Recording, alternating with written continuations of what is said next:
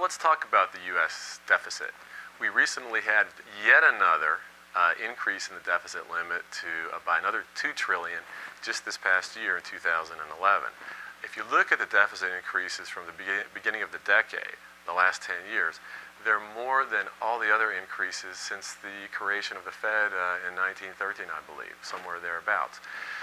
So this is like the kid, to me, that tells mom and dad, this time they'll be good, and this time they'll behave if they just this time give them a piece of candy or don't ground them, and it happens again.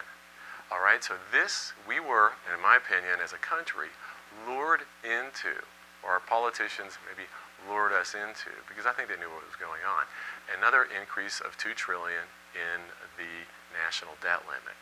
And as the conditions were that there would be additional spending cuts, not yet named, and really not made so public that they could be canceled at any time, and that they would begin to be agreed upon by a super committee in November. Well, what happened is that the super committee got together this past November. We're talking here on December 16th, John. The super committee got together, and they couldn't even, Republicans and Democrats, that super committee could not even agree on one spending cut. Now, we've burned through one of the $2 trillion in the increase already of the debt limit. So now we're from 14 trillion to over 15 trillion.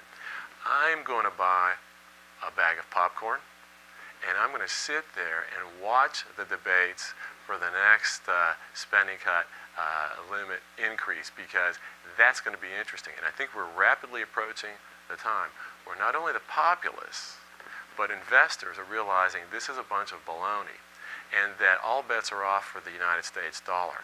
This is how critical I think things are. And I think investors really have to position themselves properly. And I do believe there are distinct opportunities here for those that do. But you do not want to be on the wrong side of this trade.